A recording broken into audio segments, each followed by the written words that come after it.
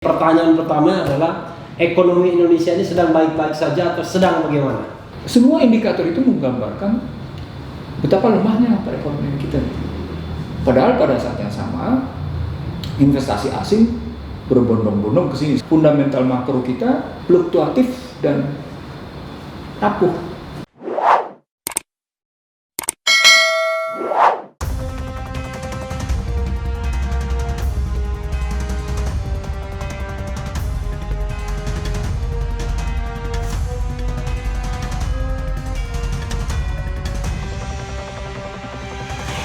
Assalamualaikum warahmatullahi wabarakatuh, Sobat RH sekalian.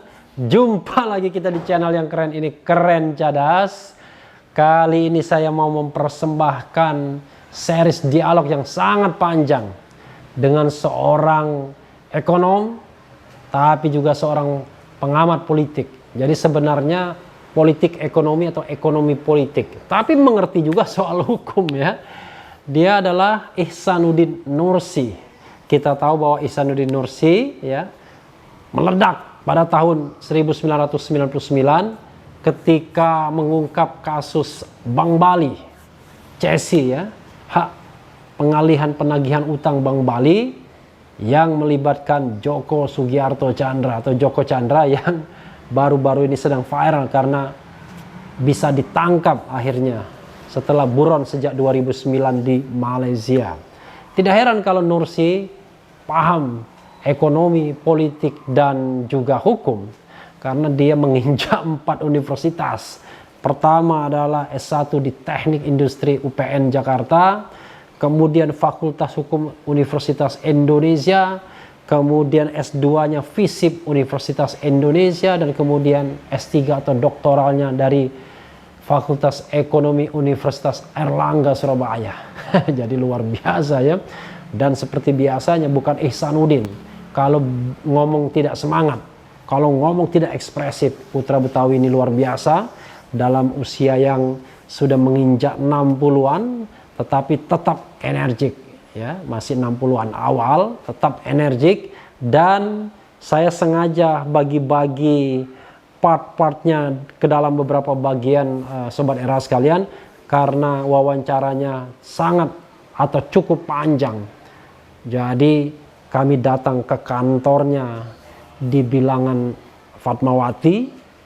Kami menghabiskan waktu 2 jam 3 jam untuk interview dan tidak terasa sempat di sana ya sholat asar ya juga sholat maghrib di sana. Dan mudah-mudahan apa yang disampaikan luar biasa ini berkenan bagi Sobat RH sekalian. Jangan lupa saksikan Dicecar dialog cerdas secara review dengan Ihsanuddin Nursi. Assalamualaikum warahmatullahi wabarakatuh, Sobat RH sekalian. Jumpa lagi kita di channel yang keren ini, Keren Cadas. Jadi bilangnya Keren Cadas bang. Oke, insyaallah. Insyaallah ya. Dan kali ini saya ada tamu, langsung saya on the spot ke rumah beliau, ke kantor beliau juga. Dan beliau adalah orang yang sangat kritis dan cenderung berbahaya bagi Republik ini. Karena tahun 1999 ya itu begitu menyeruak ke publik karena soal Bank Bali ya. Waktu itu beliau adalah anggota DPR dari fraksi Golkar ya, belum menjadi partai Golkar. Dan kalau ngomong luar biasa masalah nasional sampai mondial, beliau adalah Ihsanuddin Nursi. Makasih bang ya. Sama-sama. Di channel review hari ini nggak ada basa-basi bang. Jadi pertanyaan pertama adalah ekonomi Indonesia ini sedang baik-baik saja atau sedang bagaimana? Kalau saya ambil data nilai tukar, Iya. Anda kebayang nggak dari $1 sama dengan 372 rupiah? Iya. Naik ke 415, naik ke 600, naik ke 800, ke 1000, dan akhirnya sekarang 14.500-an. Itu saya ambil dari tahun 68. Apa artinya? 68 belum lahir loh ya. Artinya kita melemah terus. Dalam bahasa yang sederhana, struktur perekonomian kita rapuh gitu, fundamental. keuangan kita rapuh, ekonomi. Kenapa seperti itu? Karena uang minimal punya 5 makna. Makna terpenting dia menggambarkan kekokohan atau kerapuhan perekonomian. Semakin kokoh dia, semakin kuat nilai tukarnya. Semakin lemah perekonomiannya, semakin lemah nilai tukarnya gitu. Jadi uang bukan cuma sekedar alat tukar. Uang bukan cuma sekedar alat penyimpanan. Uang bukan cuma sekedar alat pengukur kekayaan. Uang bukan cuma sekedar alat untuk yang namanya bagi pembayaran lain. Tapi uang juga sebagai alat untuk bicara bagaimana sebenarnya struktur perekonomian di satu negara. Nah, itu indikator pertama. Indikator kedua, energi. Kalau di era Orde Baru kita pernah punya minyak sampai dengan 1,5 juta barel per hari, turun menjadi 1,3, 1,2, 1,1, dan sekarang cuma 700 sampai dengan 800 ribu. Itu ancamannya bukan cuma sekedar ancaman kedaulatan energi kita terganggu, ketahanan energi kita juga rapuh. Yang kedua, yang ketiga, kalau kita terus-menerus impor beras, itu juga menggambarkan kita rapuh. Jadi energi, beras kayak gitu posisi. Begitu juga namanya hajat hidup orang banyak yang lain misalnya. Kalau kita ambil misalnya pada posisi bagaimana gula, bagaimana kedelai, dan bagaimana terakhir garam yang kita impor dari luar. Anda bayang nggak Indonesia sebagai negara kedua garis pantai terpanjang kedua di dunia setelah Kanada ya? Setelah Kanada, itu kita impor garam sampai jutaan ton. Sehingga petani Sumeneb itu nggak bisa bikin apa-apa, petani garam Sumeneb. Habis dia posisinya. Semua indikator itu menggambarkan betapa lemahnya perekonomian kita. Padahal pada saat yang sama, investasi asing berbondong-bondong ke sini seperti harapan para, walaupun tidak berbondong-bondong juga gitu posisi. Tapi paling tidak berbondong-bondong karena undangan mereka gitu posisi. Jadi kalau kita lihat dari seluruh indikator itu, saya ingin mengatakan fundamental makro kita fluktuatif dan rapuh. Fluktuatif tapi bukan nanjak begini, tapi fluktuatif cenderung ke bawah. Nah, ketika Anda bilang fluktuatif ke bawah, gambarannya nampak tadi pada nilai tukar. Gambaran kedua itu nampak pada namanya kontribusi sektor-sektor strategis terhadap perekonomian. Sektor migas menurun kontribusinya. Dulu ketika kita bicara industri manufaktur, ternyata sejak yang namanya era SBY sampai dengan sekarang, kontribusi atau sumbangan industri manufaktur ke dalam PDB itu menurun. Lalu kita bicara tentang, katakan, defisit neraca berjalan, current account defisit. Itu juga negatif terus. Yang orang abai atau orang lupa, sejak yang namanya 2012 hingga hari ini, sesungguhnya selalu terjadi shortfall, kekurangan penerimaan. Pajak tidak mencukupi untuk kebutuhan itu, sehingga bukan sekedar terjadi defisit anggaran, tapi juga makin dalamnya utang luar negeri kita, baik dalam bentuk surat utang maupun dalam bentuk bilateral. Utang luar negeri kita 7.000 sekarang. Berapa? Kalau pakai angka mutakhir dari statistik ekonomi keuangan BI dengan Kementerian Keuangan, jumlahnya 400 miliar 200 juta. 400 miliar US dollar 200 juta. Anda kali 15 ribu. Angka ini pasti ditolak oleh mereka, tetapi bantah aja angka statistik mereka sendiri. Kan basis saya sumbernya adalah statistik utang luar negeri 400 miliar 200 juta US dollar. 200 juta US dollar. Kadang-kadang angka yang kita temukan itu cuma berapa ribu gitu. Iya, kalau yang diakui sekarang kan cuma 5.900 triliun, 5.919 triliun posisinya, angkanya sekitar itu. Tapi kalau kita ambil pada angka misalnya statistik utang luar negeri yang diterbitkan oleh BI dan Kementerian Keuangan, angka mutakhirnya adalah 400 miliar. Itu berapa triliun kalau dikalikan? 7.000-an triliun. Angkanya 7.000 triliun ya. Dari sana sejak itu utang negara ya. Kalau utang BUMN kan 6.000 kalau nggak salah. Dua-duanya. Hah? Jadi kalau pakai statistik keuangan itu digabungkan antara utang pemerintah dengan utang swasta. Nah, BUMN dimasukkan dalam klasifikasi utang swasta. Nah, BUMN dipecah dua, mana yang keuangan, mana yang bukan keuangan, mana yang IKNB, industri keuangan bukan bank, mana yang kemudian biasa-biasa. Itu dipecah. Nah, ketika Anda masukin, ini di sini menarik. Kalau menggunakan angka, kita bicara utang ya. Iya. Kalau menggunakan angka statistik tadi, utang pemerintah lebih kecil dibanding utang swasta. Tapi ketika utang BUMN kita gabung dengan utang pemerintah, maka dia jumlahnya menjadi 61,9% dari 4.000 miliar, dari 400 miliar tadi.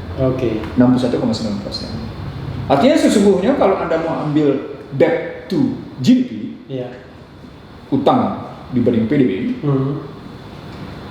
walaupun mereka bilang masih bergerak di 34,5%, sesungguhnya seperti saya bilang sejak 2015 sudah berbahaya. Itu karenanya ketika bicara resesi misalnya, saya udah bilang Indonesia sedang menuju resesi.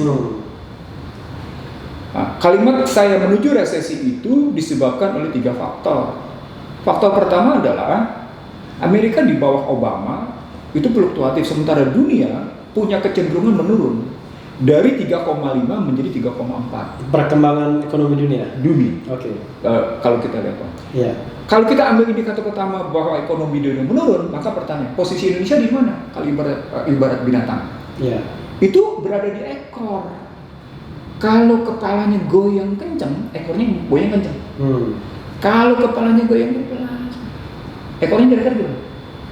Nyaris stagnan. Makanya saya menyebutnya sebagai stagnan, stabil. Oh, jadi pengertian goyang di sini makin goyang makin bagus sebenarnya. Tapi makin tidak goyang makin stagnan. Makin stagnan, dan stagnan melamban dia. Dan stagnannya ada stagnan stabil gitu ya. Ini stagnannya melamban dan dying. Dying, kenapa dying? Tadi karena diikuti dengan yang namanya kekurangan penerimaan perpajakan. Muncullah tudingan Moody's pur. Anda terus-menerus mengalami kekurangan pendapatan loh, dan ini berbahaya, kata Moody's. Moody's bilang ketergantungan. Moody's pur itu lembaga pemeringkat utang ya? Iya. Pemeringkat utang dan rekonsiliasi. Pemirsa kita kan belum tahu. Jadi kalau saya pun juga orang hukum tata negara kadang-kadang nggak paham juga. Jadi kalau kita lihat dari tudingan Moody's pur misalnya, Anda nih berbahaya nih, Anda terus-menerus kekurangan penerimaan. Yang kedua, sumber daya Anda nih juga tidak terlalu mendukung. Nah, ketika saya kenapa Moody's menilai sumber daya alam Anda tidak mendukung, ternyata saya dapat dasarnya adalah indeks harga komoditas kita itu berfluktuasi dan cenderung menurun. Saya ulang ya, indeks harga komoditas kita gitu, itu diukur dari karet, dari kopi, misalnya gitu, dari sawit, macam-macam gitu ya, itu cenderungnya menurun. Misalnya dalam situasi krisis, cuma 2 yang bagus. Yang paling bagus CPO, yang kedua adalah kopi gitu. Yang lain negatif. Ini kopi, makanya saya minum kopi. Dan kopinya tak boleh. Boleh. Oke, silakan.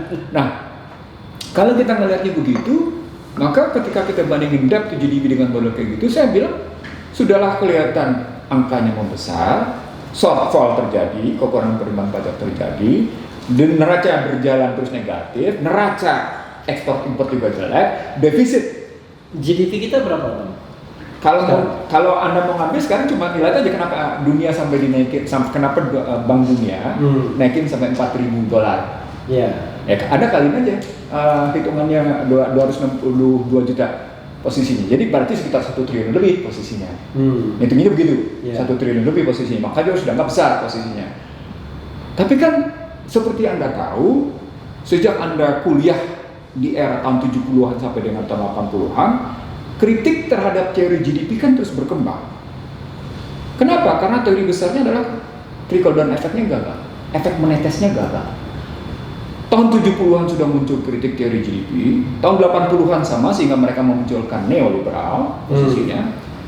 Anda tahu nggak? Dekade awal 2002 abad 21, teori itu kembali lagi dikritik oleh Stiglitz. Sehingga Stiglitz menulis The Price of Inequality. Stiglitz ya? Iya. Oke. Joseph Stiglitz Joseph Stiglitz gitu. Joseph Eugene Stiglitz posisinya, penerima Nobel Ekonomi. yang menulis tentang global and its discontent itu. Tentang asymmetrical information. Yes, informasi yang asimetri. Iya. Nah, dalam gambaran asimetri informasi asimetri tadi, dia ngambil teori tentang ini kenapa sih kita masih tetap menganut PDB gitu, teori PDB padahal gagal. Dari sana kemudian keluar buku dia tentang jatuhnya Amerika, terjun bebasnya, judulnya Free Fall. Tapi setelah dia bicara tentang terjun bebasnya Amerika, dia menulis buku tentang The Price of Inequality. Kenapa sampai saya kutip kalimat ini, Refli? Karena begini, begitu dia menulis tentang The Price of Inequality di 2010-2011 posisinya, seluruh universitas bergengsi di Amerika ngebangun pusat-pusat studi ketimpangan. Apa dampaknya? Di 2000 berikutnya, dalam buku People, Power, and Profit-nya, Stiglitz mengatakan bahwa yang namanya kondisi rasisme. Ya Bang, silakan Bang. Kita pindah posisi sedikit. Jadi ketika kita lihat dampak dari tulisan Stiglitz tentang harga sebuah ketimpangan, berbagai universitas di Amerika membangun pusat-pusat studi ketimpangan. Dan berikutnya, dampak dari itu adalah Stiglitz menerbitkan buku People, Power, and Profit itu menyatakan bahwa ketimpangan dan rasisme di Amerika itu sudah kanker stadium 4. Tadi bukunya People, Power, and Profit P3 ya, bukan Partai Persatuan Pembangunan. People, Power, and Profit. Ada satu hal yang menarik dari kajian Stiglitz itu. Ketika yang namanya Wall Street diduduki karena kasus Amerika kalah perang dagang lalu melahirkan subprime mortgage dan kemudian melahirkan dua buku tadi, Free Fall and The Price of Inequality, sedikit menyatakan itu bentuk kegagalan sistem gitu. Kegagalan sistem artinya Stiglitz tegas-tegas menyatakan ini kegagalan sistem ekonomi dan kegagalan sistem politik. Anda kebayang nggak kalau itu dilakukan pada 2010, 2011, 2012, di 2017 baru yang namanya World Economic Forum dan namanya Bank Dunia merespon dengan satu kalimat penting. Kalimat pertama adalah polarisasi sosial demikian tinggi. Polarisasi sosial hendak mengatakan bahwa namanya gini rasio makin tinggi. Di satu sisi, tapi di sisi lain Bank Dunia juga mengatakan ethic in action. Dan ini dari mulai persoalan Sustainable Development Goals posisinya.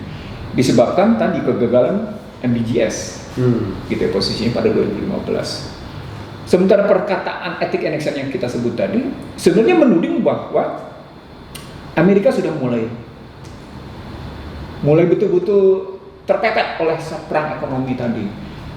Nah kalau sudah sampai di sini kita masih mundur ke belakang lagi. Oh iya, pada 2004 itu di Amerika sendiri sudah muncul tesis the end of honeymoon among PRC and USA.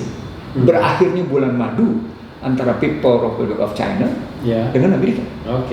Karena kekalahan berbagai macam hal itu 2004. 2005 lalu dinyatakan oleh yang namanya Newsweek misalnya, wah ya nih kebijakan jatuh ke Bush gitu ya posisinya. Ini sangat berbahaya nih.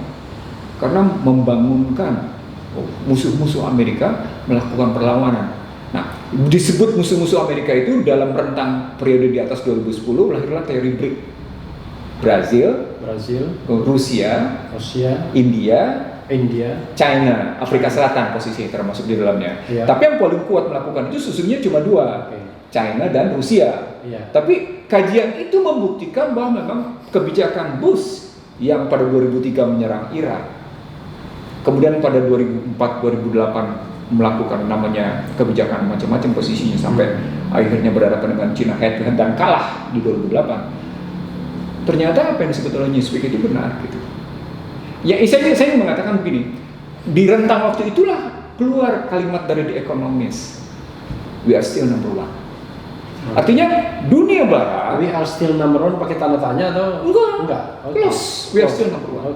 Kenapa? Karena dia mengakui bahwa sesungguhnya mereka kalah perang dagang, trade war itu kalah. Kalau trade war kalah itu core-nya adalah intinya adalah industrial manufacture war. Jadi perang industri manufaktur yang mengakibatkan layoff, pengangguran.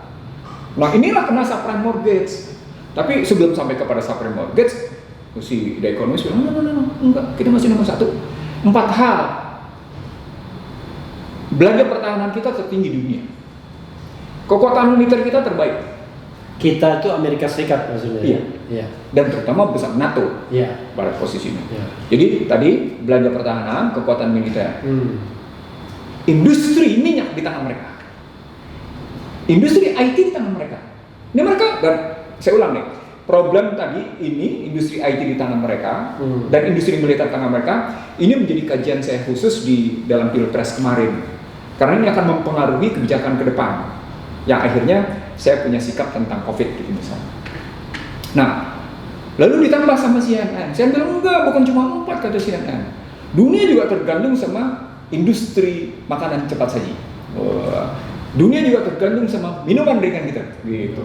Film kita enggak ya? Iya, film termasuk karena kemudian mereka menganggap menyebar kemana-mana, walaupun kemudian disaingi oleh Cina dan oleh India. Tapi mereka bisa melihat bahwa yang namanya industri film itu sudah mulai ini menarik pernyataan Anda karena itu masuk dalam kajian majalah The Vanity Fair. Gitu loh. Tahu ya majalah Vanity Fair? Majalah yang berbau snobis tapi kontennya politiknya bagus gitu posisinya. Makanya sedikit segala macam di situ. Nah, dari pertarungan itu di 2007 sampai akhirnya 2008 kalah, di situ muncul ini yang kalah siapa sesungguhnya? Yang kalah pelakunya, sistemnya, atau memang kekuatan ekonomi sudah rapuh. Padahal Cina datang ke WTO itu atas anjuran Amerika, kebayang nggak?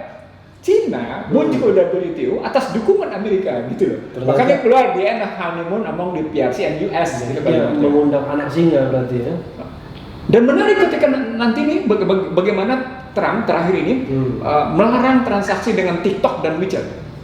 Itu yang saya bilang tadi IT soal IT. Tapi kita ngelompat shortcut kalau kita bicara itu di situ. Karena nanti dampaknya ke Indonesia dalam sekali. Soalnya di Cina sobat era sekalian nggak laku tuh duit tuh, nggak lakunya WeChat doang. Jadi ada dolar tuh belum bisa kita transaksi kalau nggak pakai WeChat.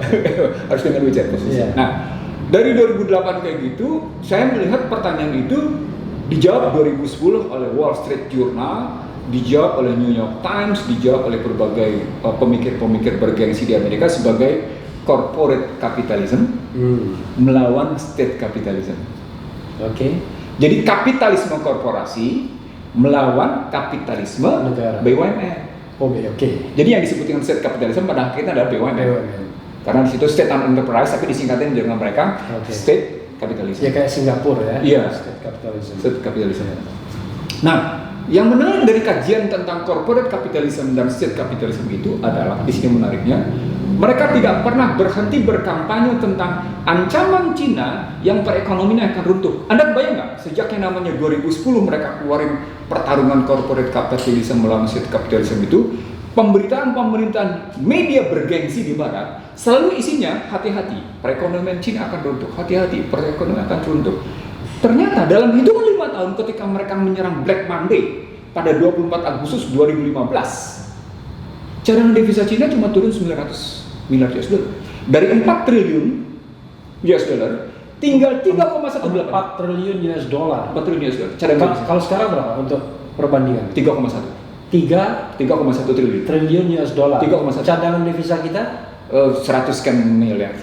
100 sekian miliar. Bandingkan. Tapi poinnya dari situ kelihatan ketika Black Monday itu terjadi. Black Monday ini selalu beriwayatnya tentang pasar modal. Jadi satu industri keuangan dipukul mulai pasar modal sehingga terkena sistem pembayaran. Yang menariknya adalah yuan hanya sedikit menurun, cadangan devisa ambruk dari 4 triliun ke 3,1 posisinya. Tetapi ada tetapinya, yang terkena mendalam justru Rusia. Rubel Rusia terkena devaluasi 50%. Transaksi merchant to merchant, gitu ya, di Rusia deadlock disebabkan oleh Amerika memangkas akses penggunaan Visa dan Master di Rusia. Dahsyat kan? Itu sebab payment system. Ini tentang bagaimana sistem pembayaran yang diganggu melalui Visa dan Master. Dan nanti omongan ini berkaitan tadi dengan omongan saya tentang bagaimana industri pertahanan ketemu dengan digital dan ujungnya di payment system. Ini nih kondisi kekinian nih yang relasinya. Saya ingin mengatakan betapa Indonesia terseok-seok menghadapi ini. Ini baru introduction ya, udah bikin pusing gitu. Ya itulah sobat era sekalian, dicecar dialog cerdas secara Revelian Ihsanuddin Nursi. Mudah-mudahan berkenan, mudah-mudahan mendapatkan banyak pelajaran, banyak insight, banyak informasi, dan tentu saja bisa memberikan gagasan-gagasan yang mungkin saja bisa dipakai oleh pemangku kepentingan. Dan yang penting tetap di channel ini, karena di channel ini Anda akan dirayu, ditipu, dibaperin, dicecar, diuber pula di jalur khusus. Karena channel ini adalah channel yang mengancam, memeras, dan membenci. Jangan lupa subscribe, like, comment, and share. Ciao.